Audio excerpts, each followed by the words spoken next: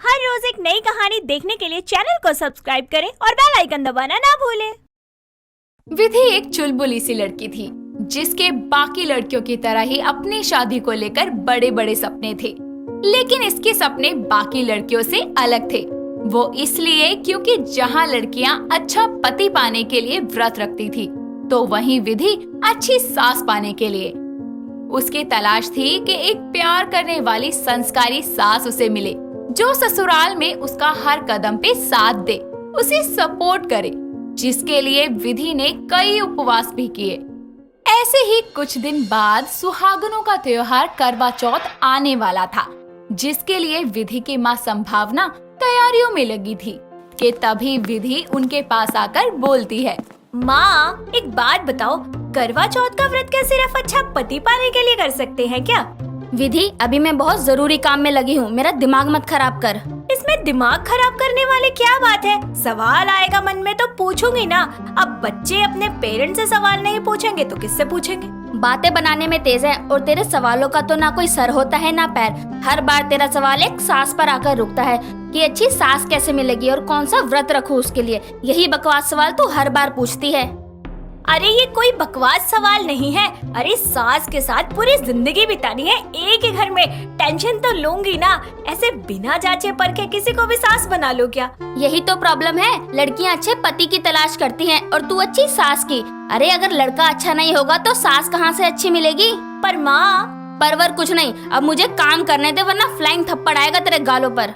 बेचारी विधि, उसके दिल का दर्द और दिमाग का लॉजिक कोई नहीं समझता था। इसीलिए जब उसे अपनी माँ से कोई जवाब नहीं मिला तो वो अपना बैग उठाकर कॉलेज निकल गई, जहाँ उसके आते ही एक राकेश नाम के लड़के ने कॉलेज के गेट पर घुटनों के बल बैठकर विधि को प्रपोज किया और बोला, हे विधि, जब से इस कॉलेज में आया हूँ पढ़ाई में कम और तुम में ज्यादा ध्यान लगता है। अब इंतजार नहीं होता, इसलिए तुम्हारे लिए एक गुलाब लाया हूँ। तो क्या करूँ इस गुलाब का? तुम्हारी फोटो पे चढ़ाना है? नहीं, अपने दिल से लगाना है और मेरे प्यार को अपनाना है। इससे पूछो इसकी माँ कैसी है। अगर जैसी सास मुझे चाहिए वैसी हुई तो क्या हर्ज है, प्रपोजल एक्सेप्ट कर लूंगी। जवाब मुझे दो विधि, खुद को नहीं। ये बताओ तुम्हारी माँ है? ये कैसा सवाल है? माँ तो सबकी होती है। और अब ये मत बोलना कि तुम्हारे घर में माँ बहन नहीं है जो ऐसी हरकत कर रहे हो। अरे माँ बहन के अलावा बीवी भी होती है घर में, और फिलहाल वही नहीं है मेरे घर में। ओ मजनू की औलाद, पूछ रही हूँ तुम्हारी माँ का नेचर कैसा है? मेरी माँ वो तो एक नंबर की शानी है। पता है, कल 5 रुपए के लिए बाजी वाले से लड़ गई, और अगर तुमने हाँ कह दी तो मेरी माँ तुमको भी चंट बना देगी। इसकी माँ के साथ रहकर तो मैं भी गुंडी बन जाऊंगी। ना बाबा ना, मुझे गुंडी सास नहीं चाहिए। अबे ओ ढक्कन सुन, कॉलेज में पढ़ने आता है ना तो पढ़ाई कर, देश का नाम रोशन कर, समझा? ये आशिकी मत कर, हट साइड में। विधि उस लड़के को उसकी माँ की वजह से ठुकरा देती है, क्योंकि विधि को एक अच्छे पति की नहीं बल्कि एक अच्छी सास की तलाश थी, जिसके लिए वो कॉलेज में अपनी दोस्त रिया से अपनी परेशानी बताते हुए बोलती है, यार रिया मेरी एक हेल्प करना। हाँ बता, क्या हेल्प चाहिए? यार मुझे ना एक अच्छी सास की तलाश है, पता नहीं वो तलाश कब खत्म होगी। क्या तुझे अच्छी सास चाहिए? क्यों, पति बुरा भी चलेगा क्या? अबे यार सास अच्छी होगी तो ऑफ कोर्स उसका बेटा भी अच्छा होगा। अच्छी माँ अपने बच्चे में बुरे संस्कार थोड़ी ना भरेगी। हाँ वो तो है, पर तू एक अच्छा लड़का ढूंढना, अच्छी सास तो मुफ्त में मिल जाएगी। और वैसे भी सास जैसी भी हो, कौन सा जिंदगी भर साथ रहेगी, रहना तो पति के साथ ही है। इसलिए मेरी मान और एक अच्छा लड़का ढूंढ। यार देख, पति चला जाता है सुबह काम पर, शाम को आता है, लेकिन सारा दिन तो घर में सास के साथ रहना पड़ता है ना। अगर सास अच्छी होगी तो ससुराल में चैन से रह सकते हैं, क्योंकि वो हमको समझेगी, हम उसको समझेंगे, दोनों एक दूसरे का साथ देंगे। विधि को अपनी सवालों के जवाब रिया के पास भी नहीं मिलते, जिसके कारण वो बेचारी खुद ही बड़बड़ाते हुए जा रही होती है कि तभी उसकी टक्कर सामने से आ रही एक औरत उषा से होती है, जिसके बाद विधि बिना माफी मांगे जाने लगती है। तो उषा उससे बोलती है, बेटा गलती कर दी कोई नहीं, लेकिन माफी तो मांग लो। माफी? किस बात की माफी? गलती आपकी है, आप मुझसे टकराई है तो सॉरी आप बोलो, मैं क्यों बोलूं? अपनी ख्याली दुनिया में तुम चल रही थी, मैं नहीं। चलो आजकल की लड़कियों में वैसे भी तमीज कहाँ है। इसीलिए मुझे माफ करना कि मैं तुमसे टकरा गई। गलती आपकी है तो माफी भी आप ही मांगोगी ना। और रही बात तमीज की, तो मुझे दिख रहा है आंटी कि आप कितनी तमीजदार हैं।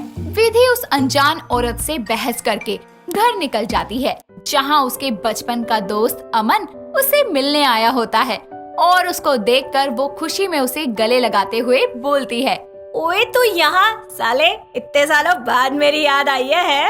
विधि की ये बात सुनकर उसकी माँ उससे बोलती है, विधि ये कैसी भाषा इस्तेमाल कर रही है, दिन पर दिन बदतमीज होती जा रही है। माँ, ये मेरा बचपन का दोस्त है, इसे भी अब तमीज से बुलाऊंगी क्या? हाँ, दूसरों से तमीज एक्सेप्ट करती है, पहले खुद तो देना सीख। कोई नहीं आंटी, आज के लिए इसको माफ कर दो, अगली बार से ऐसा नहीं करेगी। और विधि मैं यहाँ किसी खास वजह से आया हूँ। क्या? देखो, मैं तुमको बचपन से पसंद करता था, लेकिन कभी कह नहीं पाया। लेकिन कॉलेज में आकर एहसास हुआ कि पहले अपने पैरों पर खड़ा हो जाऊं, ताकि तुमको प्रपोज करने के टाइम ये बात ना हो कि लड़का कुछ नहीं करता। अच्छा जी, तो अब क्या इरादा है? यही इरादा है कि I love you, will you marry me? तुम सच में मुझसे शादी करना चाहते हो? जी मैडम, तो अब बताइए अपना फैसला। इसका फैसला छोड़ो बेटा, मुझे तो तुम बहुत पसंद हो, मेरी तरफ से तो हाँ है। पर आंटी, शादी तो आपकी बेटी से करनी है, इसलिए उसको भी बोलिए ना कि हाँ करे। संभावना भी विधि को अमन का प्रपोजल एक्सेप्ट करने की बोलती है, लेकिन विधि सबकी बातों को नकारते हुए बोलती है, अमन वो बचपन की बात थी। हालांकि मैं तुमको पसंद करती थी और आज भी करती हूँ, लेकिन अब मुझे एक आदर्श पति नहीं बल्कि एक अच्छी सास चाहिए। इसलिए अगर तुम्हारी मम्मी मुझे पसंद आई तो मैं तुम्हें हाँ कर दूंगी। क्या? वैसे बात थोड़ी अजीब है, पर कोई नहीं, मेरी माँ दुनिया की बेस्ट माँ है एंड आई नो वो तुम्हारे लिए एक बेस्ट सास साबित होंगी। ऐसी बात है तो कल ही अपनी मम्मी को ले आओ, रिश्ता पक्का कर दो और मुझे दुल्हन बनाकर अपने साथ ले जाओ। विधि की बात मानते हुए अमन अगले दिन अपनी माँ उषा के साथ उसके घर आता है। उषा वही औरत थी जिससे विधि ने बहुत बदतमीजी से बात की थी। इसीलिए जैसे ही विधि नाश्ता लेकर आती है तो उषा खड़े होकर अपने बेटे से बोलती है, अमन, ये है तेरी पसंद? ये तुम्हारी माँ है? माँ, विधि, क्या हुआ? आप दोनों एक दूसरे को पहले से जानते हो क्या? हाँ, बहुत अच्छी मुलाकात हुई थी मेरी इस बदतमीज लड़की से। उषा अपने बेटे अमन को कल की सारी बात बताती है, जिसके बाद विधि भी सारी बात सुनकर बोलती है, गलती तुम्हारी माँ की थी, ऊपर से मुझे अकड़ दिखा रही थी, इसीलिए सॉरी अमन, मैं ये शादी नहीं कर सकती। एक मिनट विधि, तुमने कहा था तुमको एक अच्छी समझदार सास की तलाश है, पर यार पहले खुद तो वैसी बनो। तुमने मेरी माँ से बदतमीजी से बात की, और तो और तुम्हारे बात करने के लहजे में तमीज तो दूर दूर तक नहीं दिखती। फिर भी मैं तुमसे प्यार करता हूँ, इसलिए शादी करना चाहता था। लेकिन तुमको भी ये समझना चाहिए कि अगर हमारी लाइफ में अच्छे लोग चाहिए तो पहले खुद अच्छा बनना पड़ता है। अमन सही कह रहा है, गलती तेरी थी, फिर भी तूने अकड़ दिखाई। इसलिए एक अच्छी सास की तलाश से पहले अपने अंदर एक अच्छी बहू को तलाश कर, क्योंकि जैसी तू रहेगी वैसे ही तेरे साथ तेरी सास रहेगी। अमन और अपनी माँ की बात सुनकर विधि को अपनी गलती का एहसास होता है, साथ ही उसको अपने बर्ताव पर शर्म आती है। इसीलिए वो उषा से माफी मांगती है और ये वादा करती है कि वो एक अच्छी बहू बन के दिखाएगी, ताकि उसकी सास भी हमेशा उसके साथ अच्छी रहे। इसी के साथ उसकी अच्छी सास की तलाश खुद को एक अच्छी बहू बनाने पर खत्म होती है, क्योंकि वो ये बात जान चुकी थी कि एक अच्छी सास तो तब मिलेगी जब वो एक अच्छी बहू बनेगी। दोस्तों, अगर आपको ये कहानी पसंद आई तो इसे लाइक करें, शेयर करें और कमेंट करके बताएं कि कहानी में आपको सबसे अच्छा क्या लगा।